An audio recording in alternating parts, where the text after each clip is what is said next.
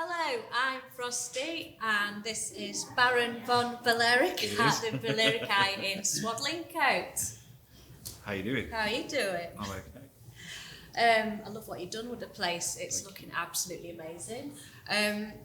Explain to me, what is the Balaeric Eye? So, we are an acid house themed street food restaurant.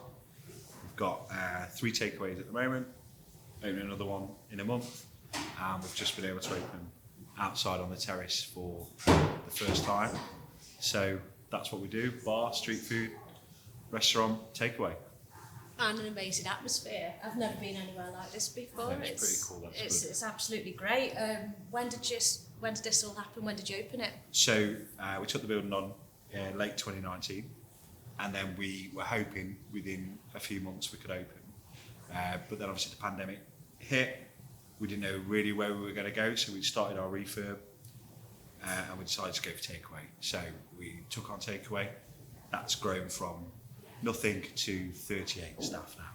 So it's really taken off. But That's amazing. so we're just a year in. It's our birthday this month. Didn't you break the internet or something when you first opened? Yeah, we did. We absolutely. So we all stood upstairs in the kitchen.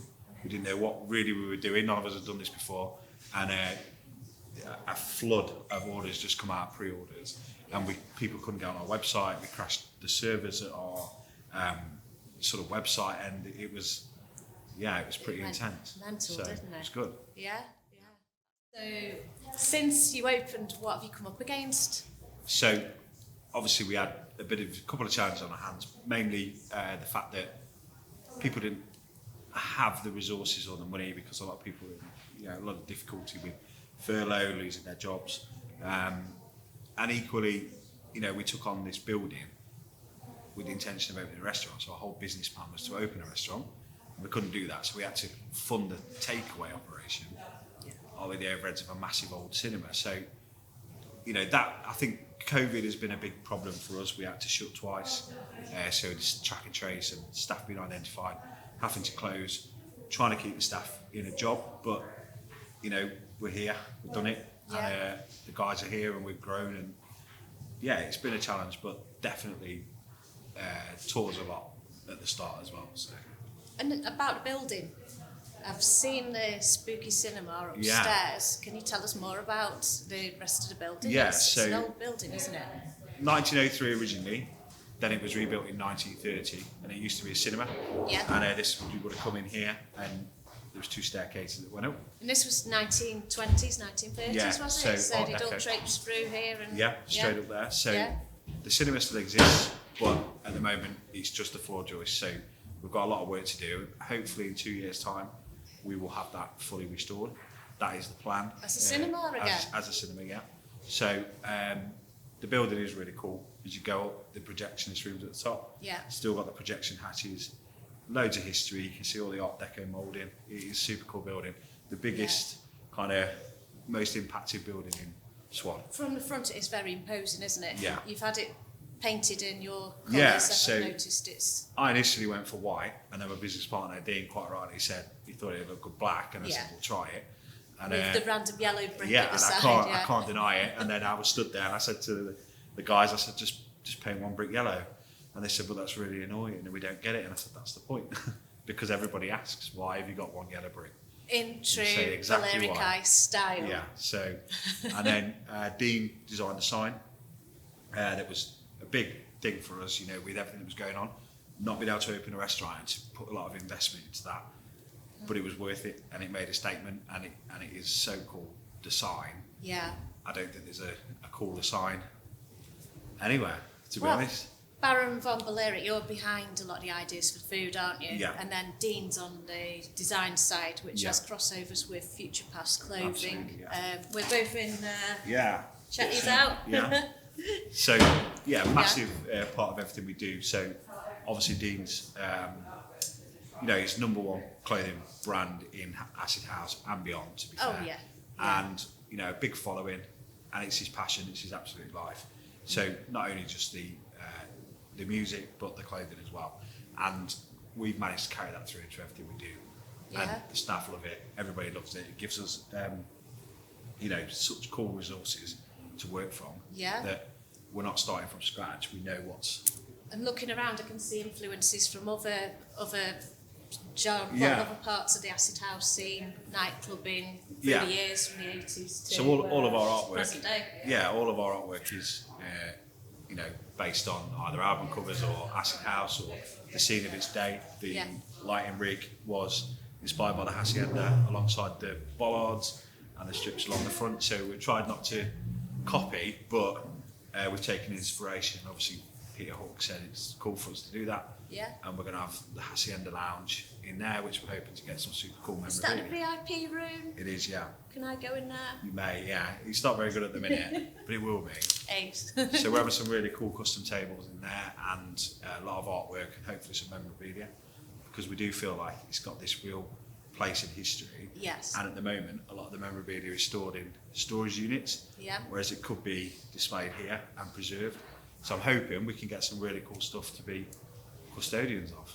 So That'd be really special, wouldn't it? I mean, I've noticed nice touches like vinyl records Yeah. as placemats, and Yeah. everything's solid. solid. The floor, it's not plastic. There's nothing spared in it. It's absolutely top quality. I'm Every glad you corner can of see the that. building. Yeah, it's been a big effort to get everything right, but it is right, and we know it's right, and we've done things the right way. So. It's every tiny little detail even everything down to the materials that have been used, the placemats, the menus, what's on the menu. Yeah, they're cool. Yeah. Now this is my special interest now. Tell me about the menu. Okay, so it's been an evolution. So none of us ever worked in food or catering, nothing to do with the restaurant industry. I used to run an events management company, and we used to contract into a lot of street food events. And I could see this massive, influence that was happening, and all these different foods coming onto the market and people queuing for them. And I thought, if we put that on a menu, it's going to win. And at the same time, I was thinking that was when Dean rang me and said, I've had this really bizarre idea, but why don't we open an acid house themed restaurant? And I thought, well, actually, I've got the idea for a menu, and that was kind of where it started. So, we started with different arrangements and stuff that we've got now, but we're burgers, loaded fries, tacos, layer buns. So we try and do everything that nobody else does. So It's definitely what you've done. There's nothing like this place anywhere. No, pretty much. You look in places like Ibiza, you go to London. I've never seen anywhere like this. It's very unique. Yeah, and I think locally it's the most unique. Definitely. I'd say for a good few hundred miles around, definitely. Absolutely. And then your menu is outstanding. What's your favourite thing off that menu? Things. I would say the maple bacon and chorizo fries are our number one. Bacon seller. and chorizo fries? So it's maple syrup soaked bacon, chopped chorizo, garlic mayo, on fries. It's got everything. Wow. And we sell. That's probably our number one seller. That sounds so special. It's become almost something we're quite famous for, really. So, and we have seen other people now put that on their menu, for a while, but they came from us, but we're okay with that. It's quite a cool thing to have when people are copying. So Yeah. Well, imitation. We feel flattered. Yeah. Yeah. So. And the burgers you do, I've seen some really obscure combinations on there. We do. I'd say the most obscure one we do at the moment is the Biscoff burger. So it's sweet cinnamon biscuit in a burger. It sounds like it shouldn't work, but How it does does. the biscuit go in the burger? So we make it into a sauce. Right. And then we crumble it over the top. And it is ace. And we did a blueberry burger, which was blueberries, which we mixed in with because we make all our burgers in-house. Yeah. We used to do that, and the burgers used to caramelize, and the blueberries used to caramelize. It was super cool. Right. It was good. That sounds amazing. I don't know which. Can I try both? One. Yeah, you just have to have one. Just bring them all out. Yeah. So we have our good, that is our core product. It's what we do. It's how we, turn a profit. So it's just amazing. It's just so impressive what you've done. It just really is.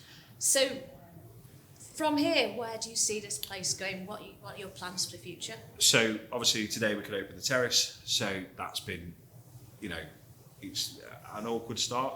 It's not the start we wanted, but it's a start.